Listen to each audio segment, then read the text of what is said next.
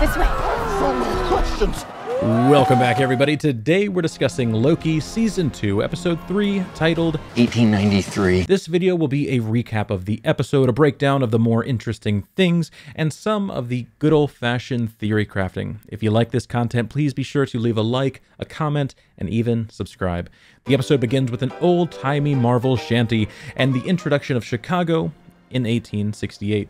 Something super important to start this video off that is not featured in the dialogue for whatever reason is that this is the sacred timeline, meaning this is the real He Who Remains and his real upbringing, at least to the point where he receives this book.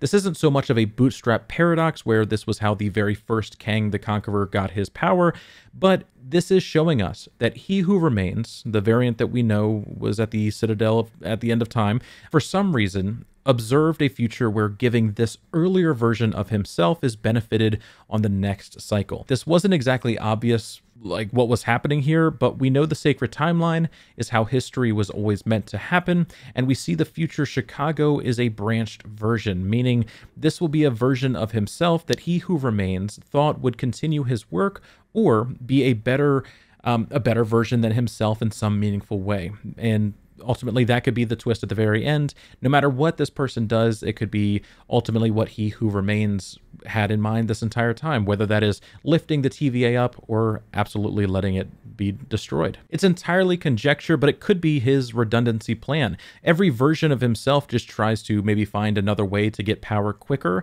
than the previous version, to have more time to actually figure out how to establish perfect and complete order. It says something about the parents' role to children as well, setting them up for the next cycle with as much success as you possibly can, but only time will tell. Renslayer and Miss Minutes reunite, and we learn what they've been up to while everything else was going nutty at the TVA. He Who Remains confided in Miss Minutes to get a copy of the TVA handbook back to a previous version of himself, and here we are. That is, of course, assuming we can trust what Miss Minutes is saying, which who knows if we can right now. Miss Minutes looped in Renslayer, which was probably only part of this plan because she has a real body and could physically hold the book that Miss Minutes needed. Also, it could have something to do with the bomb she was about to drop on Renslayer at the very end, but we will get to that later. Miss Minutes tells Renslayer that He Who Remains was killed, and we get a new form that made me think of Legally Different Mrs. Minutes, who has been helping with my videos this entire time. Shout out. They drop the package to the youngest version of He Who Remains and take off before anyone can see. It's curious why this time, why not sooner, why later, but ultimately it may not be worth investigating. It had to happen sometime. Why not when he was dangerously observing hot candle wax? Page 1 is just safety tips on how to invent goggles. Now, we see that it's written by Ouroboros, and I've seen a few videos talking about Obi being the true master of time and knowledge, and He Who Remains just being a greedy capitalist that exploited him. It may be that. After all, they've done a great job of just shoving Obi into the basement, and the overall authority of this place is just leaving him here. But I don't know, that feels just too straightforward. I would love if He Who Remains and Obi were partners at some point, and Obi acknowledged that He Who Remains needed to do the heavy lifting combat-wise, ultimately to take the throne here and beat all the other versions and variants of himself, so that Obi could establish the tech side of things. Maybe it's foolhardy, maybe it is just exploitation. Right now, it seems closer to Steve Jobs and Wozniak, but there is something to investigate about this new version of He Who Remains being very against the idea of partnership in any capacity. I don't do partners. The title card rolls, and we return to the TVA trying to troubleshoot the Loom's issues. They say that Dox's plan hasn't solved anything, but the irony is that without that attack, the TVA probably would have exploded by now. I hope if we ever see her fighting for her life later on while they try to enforce some kind of consequence or, penalty for what she's done, that she brings this up and is able to say, hey, ultimately I was a part of the reason that this plan worked. Obi's dialogue here is really just walking us through the things we learned before. It's bad, and it's really bad, and this entire sequence was just telling us that it's bad. But we've kind of known that, right? For a little bit now. Everyone in the scene knows this. It wasn't exposition that we needed. It wasn't telling the people involved anything that they needed. It was just it was dialogue we already had, right? And so I don't know, but I want to call him out for that. I didn't like this. Tell us something new. Give us more consequences. Give us less consequences. Put a twist on it. I don't fucking care. Like, I'm down for some hand-holding for the casual viewer, but Loki knows this information. Mobius knows this information. Everybody, including the audience, knows this information. What are we actually talking about here?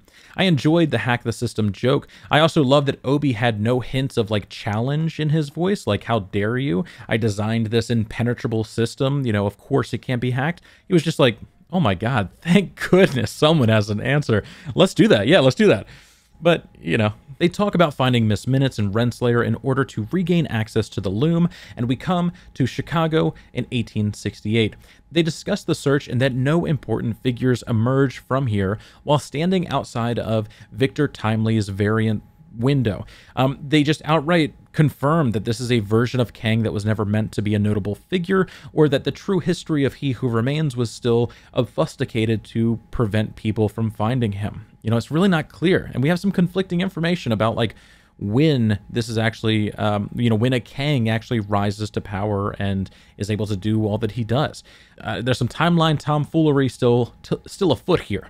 They talk about the major events around this time, trying to isolate why this time period, something we are doing as well. I'm trying to figure out if there is, like, any meaningful point here, and I don't really know if there is in terms of major points. Everybody keeps bringing up these major events like fires and serial killers, but I don't think it relates to that at all. I think it has something to do with the issues that he has with partnership. I'm guessing this is some form of childhood trauma that made him need to be a little bit more self-reliant, a little too independent than he actually should have been or should have needed to be. Maybe He Who Remains knew that injecting a TVA handbook here with this boy who was very much against partnership would have some positive outcome for He Who Remains. Maybe He Who Remains and Obi were once great partners, and then He Who Remains had to ultimately put him aside in order to guarantee that timeline. Maybe Obi was able to see the fault in the logic of utilitarian happiness, was like, hey, no, we can't just kill timelines, and Obi lost that fight. So maybe that's where this, you know, He Who Remains needing a successor that is anti-partnership, it comes from, but ultimately I have no idea. But I do think this anti-partnership quirk is ultimately why the book was delivered at a seemingly arbitrary time. They go to the same location in 1893 during the time of the Chicago World Fair known as the White City. They speculate about the time change, and Mobius outright says that there's no way this is a coincidence. This entire sequence is just filled with Easter eggs. I encourage you to look at any of the 30 videos on YouTube already that list all of them. But my favorite is the mention of H.H. Holmes, who is the world's first serial killer, and the death trap property that he owned in order to help with those murders. Ultimately, they get their first breadcrumb in the form of a newspaper illustration of a ghost clock Miss Minutes. We transition to some time after Loki is feeling irritable, and Mobius is enjoying the slow approach, not letting the anxiety get to him. They talk a little bit until they come to Odin, Thor, and Boulder the Brave. He's a Marvel Comics character that ultimately is a friend of Thor. It's theorized that Daniel Craig may be this individual, but nobody knows, and it's definitely not important. They try to find their next breadcrumb, and we come to Renslayer talking to Miss Minutes that just refuses to lose her visual form. Like, instead, she stays hidden in this bag for comedic purposes. It's really unclear why she doesn't just poof away like we've seen her do in the past countless times. But the show starts, and we see Victor Timely. He indeed does give quite the eccentric performance as he interpreted the TVA handbook loom and discusses how time moves through everybody and controls our lives. Temporal auras being put in front of us yet again to show its significance. I really feel like it's like a signature of that individual's existence in time, but more on that later. Loki acknowledges to Mobius that this is He Who Remains, and Loki looks pretty shaken up by just the sight of him, like almost in tears here. This entire sequence has a lot of racial undertones, and ultimately Victor does a great job of dealing with that and just dismissing him because he's master of his domain right now. What's happening here is that for the era, power and light, creation is just two of the most important things. So that's how he's deciphering the handbook, or maybe that's how he is feeding into the crowd and assuming its use, maybe? I'm not sure.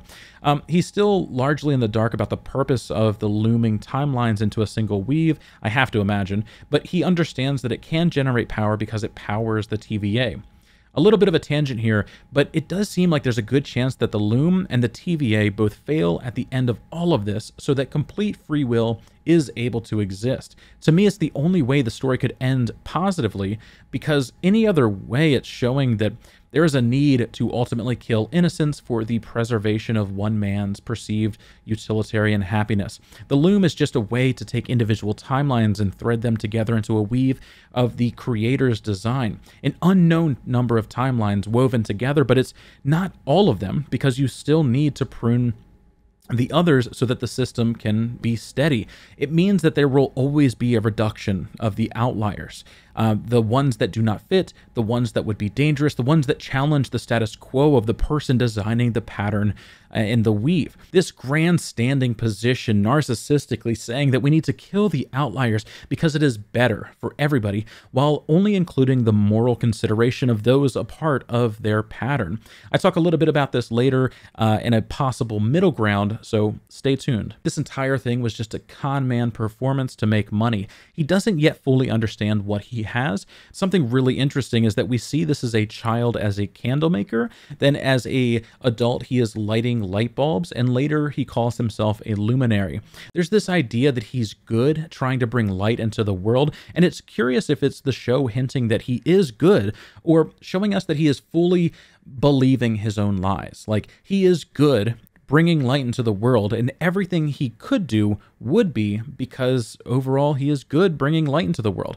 I feel like there's a good chance that you do become this kind of egotistical con man if you grow up as he does, right? Like, he definitely believes that he's good. I mean, most of us do, but maybe not to the point where we can actually do bad things and still believe we're good.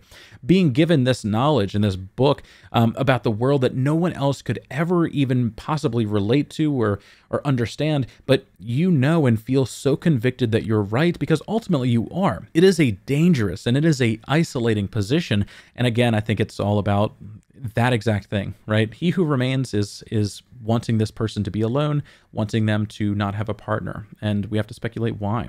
Victor Timely gets an offer of partnership, and it was plainly just someone ripping him off, which makes his actions moments later Disney justified because he's ripping off another con man. He tips the person who helped him make this happen, and we come to all paths crossing as they make a run for it after the machine goes haywire. It's at this moment it becomes obvious to the audience and Loki that he is a con man. It's most curious to know why He Who Remains thought this would be the best bet for the next version of himself. The incompetence juxtaposes Obi's brilliance just right away, so maybe it has to do with Obi eventually getting the limelight that he deserves. Maybe he wanted to make it right and is just kind of internally felt like a con man for a long time and is now putting it out into the world to kind of expose himself, to tell on himself in a way. They talk about using this He Who Remains temporal aura to regain access to the Loom. I guess I don't think it would work. Like, they seem pretty confident about it, so maybe I'm wrong here. It just seems like this is a unique signature that proved one He Who Remains couldn't have infiltrated the work by another He Who Remains, but it's sci-fi and time travel, so really they could go back and forth and it would mean nothing, right? Sylvie shows up and tries to murder Victor Timely. It's great because He Who Remains believed he was murdering innocence for universal good, and now Sylvie believes she is trying to do the same for universal good. Totally, kind of shitting on his autonomy as an individual to say, I know what you're going to become. It doesn't even matter. You don't get to have free will. I know what the future holds for you. And ultimately, that's the problematic thinking, right? I hope this series ends with an acknowledgement that, honestly, there are no universal truths and that all morality is subjective when you follow Machiavellian logic. Victor Timely is having his mind blown as they discuss the TVA, and we see some lovers quarrel between Mobius and Renslayer. Sylvie and Loki have some back and forth about the best next steps, neither of them having any real idea, just acting off of pure emotion. Sylvie wants to set everybody free, and it seems like Loki wants to keep the TVA alive, and the Loom creating a sacred timeline so that the Kangs don't just start popping popping up and murking everybody. Now, the middle ground of that is allowing a wider range of timelines to exist without being so militant on pruning innocence. But it still suffers a logical fallacy because a single timeline has an infinite amount of possibility, and anything but pure free will is not free will. Obi increasing the capacity for the loom to weave would have to literally account for all of the new timelines, not just the ones that they deem safe. Otherwise, they are still just the oppressors, choosing what is and is not sacred, and they just call it something else. But if it is accounting for all the new timelines, it's including the ones in which Kangs start popping up and murking everybody. If they don't, then it's proof that they are still deeming those timelines unfit because they are too dangerous, and thus moral grandstanding on what should and should not exist, which is the whole dilemma here, right? Loki and Mobius ride a tandem bike together, my heart, and we come to a throuple learning how hard it is to be a throuple. He shows off his inventions, and Miss Minute starts getting a little bit jealous, the undertones being a bit of a shock on first watch because it's the first time we've seen her do anything like this. It starts the setup for the combative nature later on, where it's much more obvious she is pining for his attention and has been for some time now. Renslayer reveals that a variant of him created the TVA, and Victor Timely says this. Like the story of myself that I always imagined is true. This could have something to do with the anti-partnership feelings that he has. He's alone, maybe lacking parents. He ultimately created himself like he's always dreamed of, just pure autonomy and trauma that certainly needs to be talked about with some kind of professional, but seems like this is all kind of lending some kind of credence to why He Who Remains picked him. They talk briefly about how their goals somewhat align with Mobius and Loki, but that they cannot be trusted. Timely is tracked down, and they make a run for it, hitching a ride on the back of a boat after a little bit of a Scooby-Doo chase. They talk about this little book that he works on containing all of his designs and theories. It's hard to decipher exactly if Victor Timely has contributed to this book or not, because it was like a completed guidebook when it was delivered to him, and he says that it's a place for all his designs and theories. So assuming both is true, perhaps he really did invent this little device that Obi doesn't know about, something that will outright be able to handle the increased demand on the machine and save the day at the very end. Maybe He Who Remains knew this and locked the system to his aura so that Victor Timely and not He Who Remains could save the day. Like, not that the aura is for He Who Remains, but the aura is for Victor Timely. Because that would still, make my understanding of how the signature-esque timeline temporal aura thing works while not breaking the logic of it, right? Because if any He Who Remains can open the system, then what's stopping them from just going back and getting an earlier version, right? Like why as soon as you knew this person existed, just like go back in time and steal them. But I don't know, like as a cybersecurity engineer, it has to be the way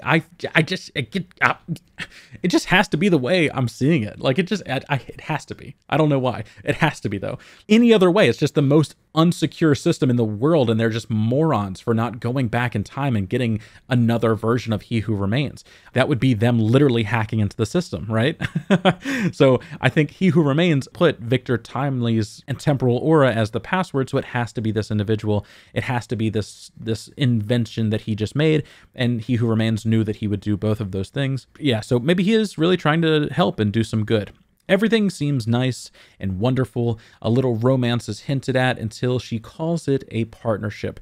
Miss Minutes notices him pull away and smiles. Victor undocks the rowboat, and Miss Minutes stirs the pot as she now has to row her way across the lake. We come to Victor's workspace, and Miss Minutes pops out of this device. Her ability to shapeshift and disappear is just, man, so inconsistent. I don't really want to pick this apart, but it does bother me when mechanics are not consistent. It really seems like they're trying to further define her reliance on humans with this, but we know that she can easily avoid detection and just appear wherever she wants, so I don't know what's happening here. We see the device that Victor claims to have created, and Miss Minutes shoots her shot. She wants them to wait, while the TVA is still actively in danger, and I think that provides some underlying tone for whatever her endgame actually is.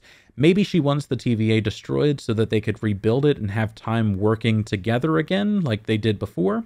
After it was complete, she was kind of just confided to being a master chess AI like she was when she was first created. I don't know. Whatever the reason is, it seems selfish and thus closer aligned to being whatever the big bad is this season. She says directly that she wanted to have a real body for eons, and Victor says that it wasn't him and things would be different. You know, it wasn't his fault that He Who Remains was keeping her in the position that she was in for so long. She makes it known that she is in love with Victor, and he silences her with a temp pad. Again, she writes her own coding and has been on the run from everybody, so you're telling me that this little device can just silence her? It even puts her in a suspended state, because when she pops out later, she finishes her sentence like no time had passed. She was completely disoriented, had no idea where she was. It feels like a Ghostbusters trap or something. I don't know. Again, it just feels like inconsistent nonsense, and it wouldn't bother me at all if I wasn't going over this episode with a fine-tooth comb and trying to review it, but now I can't unsee it, and I have to suffer from this. So, Renslayer shows up ready to brawl and demands his cooperation. Mobius and Loki show up and she threatens his life, but it's weird because their goals are mostly aligned, and her pruning him would also be her failing her own mission, so I'll be honest, this episode felt just messy as hell. Not one of my favorites, really. Like, Renslayer claims that she is Order and is about to prune Victor when Sylvie comes up and saves him, which, again, I don't even know who I'm rooting for in this encounter. He begs for his life, and Sylvie is so sure that he will become a monster like she believes He Who Remains was. He says that he can make his own choices, and ultimately, after some time, that gets to Sylvie. She doesn't kill him, and issues a warning to Loki not to mess this up. Mobius turns his back on Renslayer, leaving her with Sylvie, and she starts beating her ass. She says that Renslayer's goal is power, a throne at the end of time, and I think that's true. She kicks her through the time gate, and Renslayer lands at the breaking down citadel, He Who Remains withering away. She lets Miss Minutes out of the box, and she tells Renslayer that she knows all of his secrets, including one that would make her real angry. But with that, we come to the end of the episode. Overall, this was not my favorite episode. I thought the dialogue was lacking, the World Fair was pretty cool, but the time that Loki and Mobius spent together just felt like the showrunners didn't know what to do with them. Just chase around? That was it. I don't know. I wanted more. I wanted quirkier dialogue. I wanted higher stakes. I wanted something. I'm not sure what I want. I'm hard to please, all right? If you disagree with this, please let me know in the comments below. Special thank you to everybody over on Patreon, including Michael Link and the legally different Mrs. Minutes. You have been the real one here, and I look forward to working with you again in the future, or past, or present, or whatever time is. But much love, everybody, and I cannot wait to talk to you all again soon.